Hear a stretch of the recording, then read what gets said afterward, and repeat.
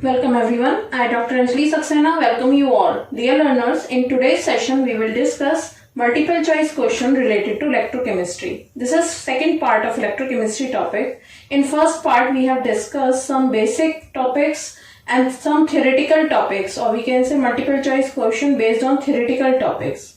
In today's session especially we will discuss all type of numerical problem of electrochemistry in multiple choice question form.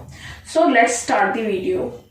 Dear learners, in today's session we will discuss numerical problems related to Nernst equation, means किस तरीके से electrode potential या concentration में relation है और इनकी क्या application है नर्स्ट इक्वेशन की, जो हमने पहले भी डिस्कस की है, उससे रिलेटेड कुछ numerical problem and numerical problem related to the relation of EMF with thermodynamic function. तो कुछ थर्मोडायनेमिक फंक्शन के फॉर्मूले देख लेते हैं, नर्स्ट इक्वेशन और ये सब हम पहले भी देख चुके हैं. रिलेशन ऑफ ईएमएफ यानी कि electromotive force with thermodynamic functions. तो जिन थर्मोडायनेमिक फंक्शन की हम बात करने वाले हैं वो है Gibbs free energy, enthalpy and entropy. Gibbs free energy जो होती है that is equals to the minus N F E, यानी कि माइनस साइन यहाँ पर फ्री एनर्जी में डिक्रीज दिखाता है किसी स्पॉन्टेनियस रिएक्शन के लिए. तो किसी भी स्पॉन्टेनियस रिएक्शन के लिए जब तक ई की वैल्यू पॉजिटिव नहीं होगी, यानी कि पोटेंशियल ऑफ सेल पॉजिटिव नहीं होगा या कहीं गिब्स फ्री एनर्जी नेगेटिव नहीं होगी, तब तक वो रिएक्शन स्पॉन्टेनियस नहीं होगी. तो ई की वैल्यू पॉजिटिव होनी चाहिए और जी की वैल्यू नेगेटिव होनी चाहिए. सही तभी होगा जब ई की वैल्यू पॉजिटिव होगी. वही बात करें अगर एंथैल्पी की, तो एंथैल्पी को हमने एक रिलेशन से देखा था. एंथैल्पी का रिलेशन है कि change in enthalpy will equals to delta G plus T delta S, where delta S कह सकते हैं चेंज इन एंट्रोपी. एंट्रोपी का फॉर्मूला हमने देखा था N F del E over del T at constant pressure.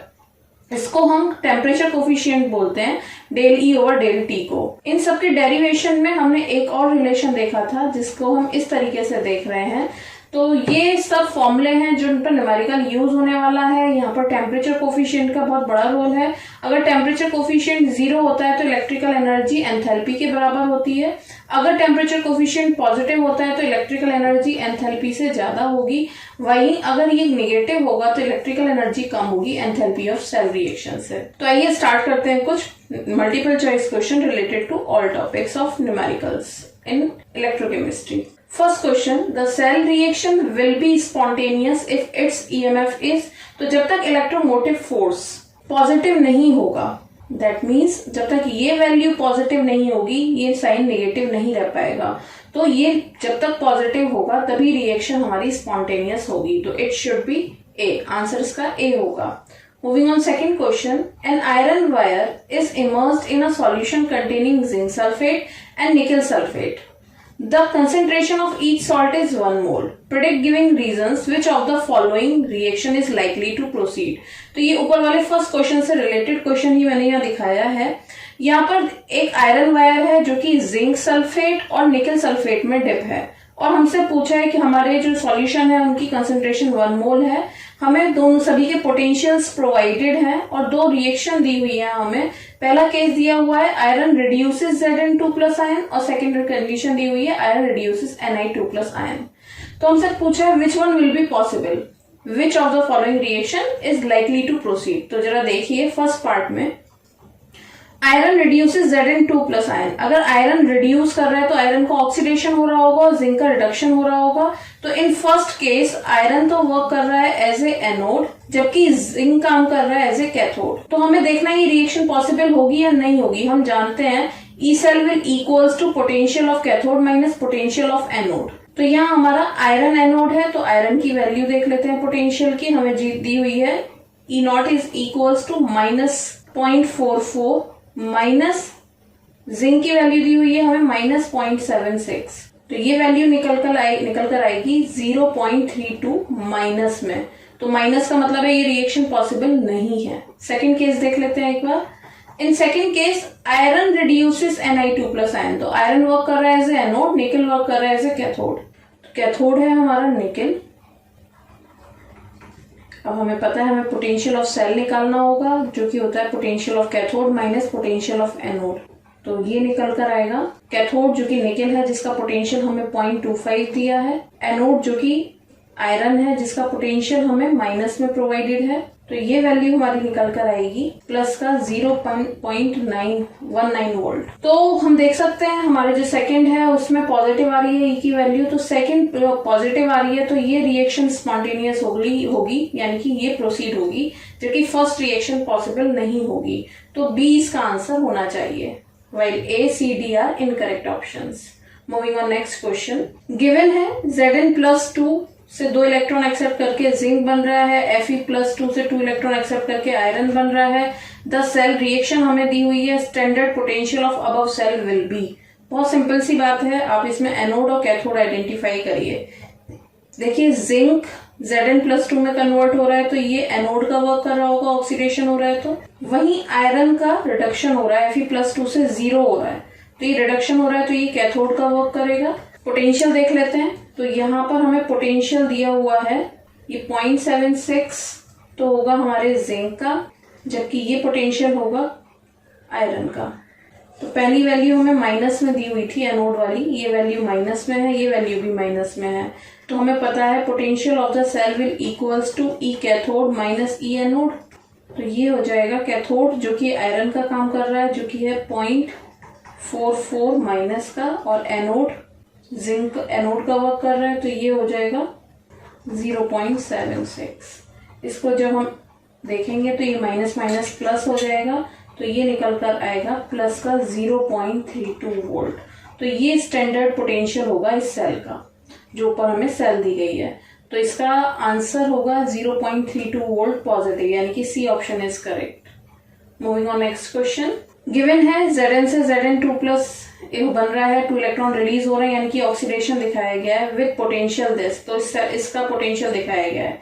Calculate E for Zn electrode in which concentration is provided.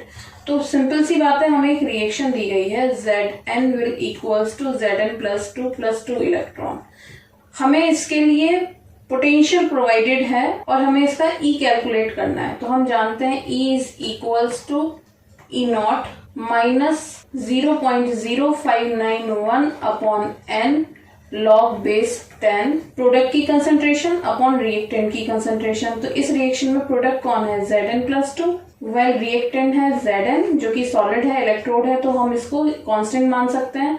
तो जब हम एक्टिव मास कांस्टेंट ले लेंगे, इसका 1 ले लेंगे, तो ये निकल कर आएगा E is equals to E0 minus 0.0591 upon n की वैल्यू हम देख सकते हैं, हमें 2 इलेक्ट्रॉन का लिबरेशन दिखाई दे रहा है, log 10 जिंक +2 रह जाएगा जिसकी कंसंट्रेशन हमें दी हुई है 0.025 मोल। तो जब हम इसको सॉल्व करेंगे इस पोर्शन को, तो इसकी वैल्यू हमारी आने वाली है, इसको हम इस तरीके से लिख सकते हैं, E will equals to E0 जिसकी वैल्यू हमें दी हुई है 0.763 माइनस, इसको जब हम डिवाइड कर देंगे तो ये आएगा 0.0295। ये इस पूरे सेकंड पार्ट को पूरा सॉल्व करके आएगा। तो अगर इसको हम ऐड करेंगे तो हमारी वैल्यू निकल कर आएगी 0.810 वोल्ट। सो इसका आंसर होना चाहिए C. Moving on next question. Find the concentration of cadmium 2+ ion in the given electrochemical cell. हमें एक सेल दी हुई है जिंक और कैडमियम की, हमें पोटेंशियल दिए हुए हैं जिंक के और कैडमियम के, ई सेल दिया हुआ है और हमें फाइंड आउट करनी है कंसंट्रेशन कैडमियम आयंस की।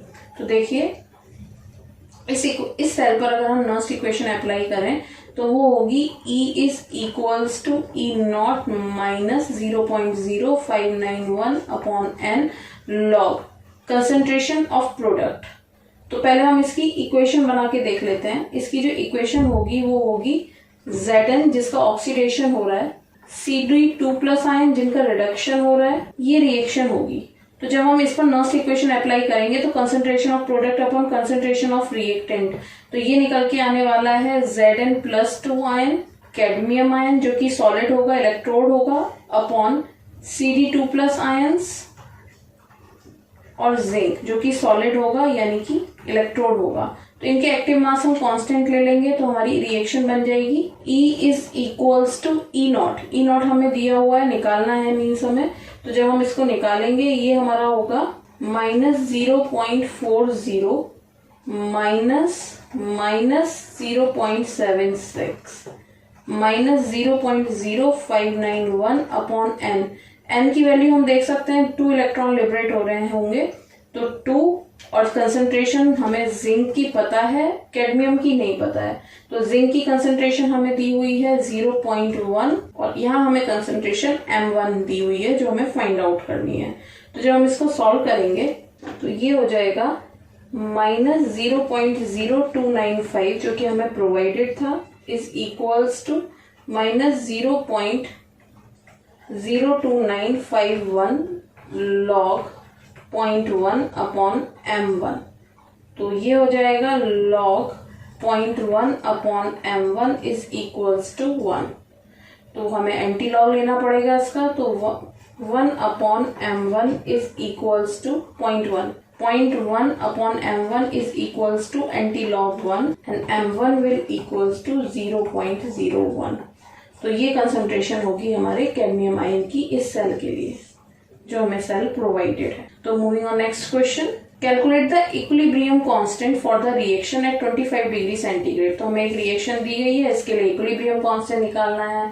तो इक्विलिब्रियम कांस्टेंट का एक आपको शॉर्ट फॉर्मूला बताया था जो कि नर्स इक्वेशन से ही डिराइव हुआ है और वो फॉर्मूला है log k is equals to n E not cell upon 0.0591। तो कांस्टेंट की वैल्यू हमें निकालनी है log k। तो दी हुई सेल के लिए हम देख सकते हैं जो n की वैल्यू होगी वो 2 होगी। तो n की वैल्यू इसके लिए 2 है, लेकिन हमारा एनोड कौन है और कैथोड कौन है।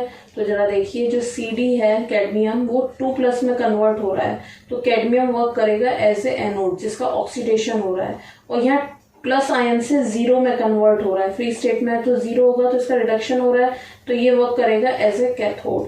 तो यहाँ पर हमें पहले वैल्यू निकालनी होगी E की। तो देख लेते हैं इसको, यही सॉल्व कर लेते हैं। 2 इंटू जो E नॉट सेल है ये हो जाएगा हमारा 0.80 माइनस 0.40 अपॉन 0.0591। तो ये हो जाएगा, इसको जब हम सॉल्व करेंगे माइनस माइनस प्लस होगा, ये निकल कर आएगा 1.202 अपॉन 0.0591, जिससे कि इसको सॉल्व करने पर आएगा 40.676। लेकिन ये log k की वैल्यू है, अब हमें इसका एंटी लॉग लेना होगा जो कि निकल कर आएगा 4.75 इंटू 10 की पावर 40। तो this is the value of equilibrium constant जो कि हमें दिखाई देती है डी ऑप्शन में। So D option is correct. Moving on next question, the relation between E naught cell and G naught. तो देख लेते हैं हमारी ई नॉट सेल और जी नॉट में क्या रिलेशन होता है। हम जानते हैं, हमने अभी तक पढ़ा भी है, delta G is equals to -NFE। और जब हम इसको स्टैंडर्ड कंडीशन में देखेंगे यानी कि स्टैंडर्ड गिब्स फ्री एनर्जी की बात करेंगे तो ये होगा -NNE0। ठीक, तो हमें यही रिलेशन ढूंढना है। तो यहाँ हम देख सकते हैं, यहाँ पॉजिटिव में दिया हुआ है, यहाँ पर ई सेल दिया हुआ है, ई नॉट की वैल्यू नहीं दी हुई है। यहाँ पर हमें ई नॉट सेल दिया है, यहाँ पॉजिटिव वैल्यू दी है, तो इसमें C option is correct. Moving on 8th question, the entropy change S, जिसमें हम डेल्टा S भी कह सकते हैं, of a cell reaction can be obtain by the relation. तो हमसे एंट्रोपी का रिलेशन पूछा है। तो देखिए S is equals to NF del E over del T at constant pressure को ही हम एंट्रोपी चेंज इसी फॉर्मूले से निकालते हैं, जहां N है number of electron transfer, Faraday constant, और इस पूरे रिलेशन को del E over del T को हम बोलते हैं टेम्परेचर कोफिशिएंट, जो कि हमने कांस्टेंट प्रेशर पे लिया हुआ है। ऐसा ही रिलेशन आपको यहाँ भी दिखाई दे रहा होगा, बट ये कांस्टेंट वॉल्यूम पर है, तो हम जो रिलेशन लेते हैं वो कांस्टेंट प्रेशर पे लेते हैं। तो ये इसका आंसर होना चाहिए। यहाँ पर del E over del V लिखा हुआ है, यहाँ पर F नहीं है बी ऑप्शन में, तो ए इसका आंसर है। Moving on next question, the standard reduction potential of 3 metallic cations. तो हमें 3 मेटालिक कैटायन दिए हुए हैं X, Y और Z R। तो इनके स्टैंडर्ड रिडक्शन पोटेंशियल दिए हैं, इनको लिख लेते हैं एक बार। 0.52, Y का हमें दिया है -3.03 और Z का हमें दिया है 1.18 माइनस का, ये माइनस के दिए हुए हैं। ठीक, तो हमें स्टैंडर्ड रिडक्शन पोटेंशियल दिए हुए हैं, arrange them in decreasing order of their reducing power. Reducing power में से अरेंज करना है।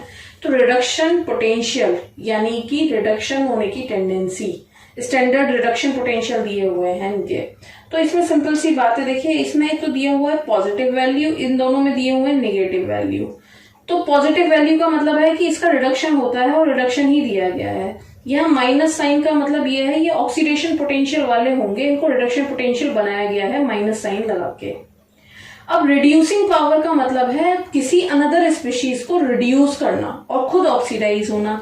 तो यहाँ रिडक्शन पोटेंशियल दिए गए हैं, इसीलिए माइनस में वैल्यू जितनी ज्यादा होगी उसका ऑक्सीडेशन पोटेंशियल उतना ही ज्यादा रहा होगा और उसकी रिड्यूस करने की टेंडेंसी उतनी ही ज्यादा होगी। तो यहाँ पर y जिसकी वैल्यू हमें 3.03 दिखाई दे रही है, ये सबसे ज्यादा रिड्यूसिंग पावर होगी इसकी। देन जिसकी वैल्यू हमें -1.18 दिखाई दे रही है, फिर इसकी रिड्यूसिंग पावर होगी और सबसे लास्ट में 0.52 होगा। तो देख लेते हैं इनसे रिलेटेड स्पीशीज क्या है। हम देख सकते हैं इसके लिए रिलेटेड स्पीशीज है y, इसके लिए है z और इसके लिए है x। तो y z x इसका आंसर होना चाहिए रिड्यूसिंग पावर जब हमें रिडक्शन पोटेंशियल दिए हुए हो।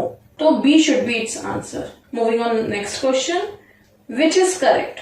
तो हम जानते हैं डेल्टा H की वैल्यू क्या होती है, फॉर्मूला हमने देखा है, delta H is equals to delta G plus T delta S।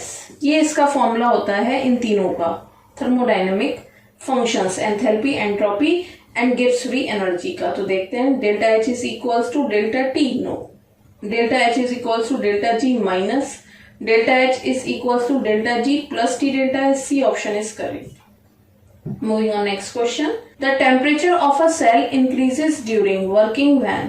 तो यहाँ टेम्परेचर किसी भी सेल का कब इंक्रीज होगा, देखते हैं जब टेम्परेचर कोफिशिएंट 0 हो, नो, तब तो इलेक्ट्रिकल एनर्जी जो होती है वो हमारी एंथैल्पी ऑफ द सेल के बराबर होती है, तो कोई टेम्परेचर नहीं राइज होता है। टेम्परेचर कोफिशिएंट इज पॉजिटिव, जब कभी भी टेम्परेचर कोफिशिएंट पॉजिटिव होगा इलेक्ट्रिकल एनर्जी ज्यादा होती है enthalpy of the cell reaction से। तो ये भी इसका आंसर नहीं होना चाहिए। Temperature coefficient is negative, yes, ये इसका आंसर होगा। तो जब कभी भी टेम्परेचर कोफिशिएंट नेगेटिव होता है तो जो हमारी सेल होती है उसका टेम्परेचर इंक्रीज होता है, that take energy from the system. तो हमें एक रिलेशन दिया हुआ है E0 is equals to E plus RT। तो देखिए जरा ये क्या रिलेशन है। देखिए आप क्या इस रिलेशन को, इन सबको नर्स इक्वेशन की फॉर्म में नहीं जानते हैं, RT upon NF log EK, इसको हम नस्ट इक्वेशन बोलते हैं। जरा E0 के रेस्पेक्ट में देखिए, क्या हम इसको इस तरीके से लिख सकते हैं? जी हाँ। तो यही रिलेशन हमसे पूछा हुआ है, ये क्या है? क्या ये गिब्स इक्वेशन है, क्या ये नस्ट इक्वेशन है, या गिब्स हेल्महोल्ट्ज इक्वेशन है, या वॉन डेर वाल इक्वेशन है? तो ऑफ कोर्स ये एक नस्ट इक्वेशन है।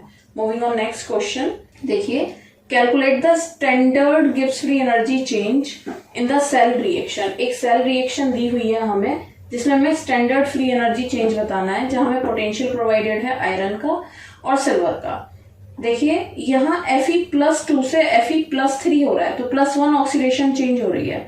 +1 यानी कि एक इलेक्ट्रॉन इसने डोनेट किया होगा और एनोड का वर्क किया होगा। 0, सिल्वर 0 हो रहा है, तो यहाँ भी -1 का रिडक्शन हो रहा है। तो यहाँ पर जो सिल्वर होगा वो कैथोड होगा। और यहाँ हमें ये भी समझ में आ रहा है कि N की वैल्यू 1 रही होगी। तो हमसे पूछा है calculate the standard Gibbs free energy. Standard free energy का मतलब है delta G is equals to -NF E0। अब E0 कैसे निकाला जाए? E0 निकालने का तरीका वही है, potential of cathode minus potential of anode. देखिए क्या N की वैल्यू हम यहाँ पर 1 पुट कर सकते हैं, F की वैल्यू फैराडे कांस्टेंट है तो 96500 हो जाएगा, और E0 की वैल्यू हमारी हो जाएगी potential of cathode minus potential of anode. Cathode जो कि सिल्वर है तो 0.80 माइनस 0.77। तो जब हम इसको कैलकुलेट करेंगे ये निकल कर आएगा 96500 इंटू 0.03।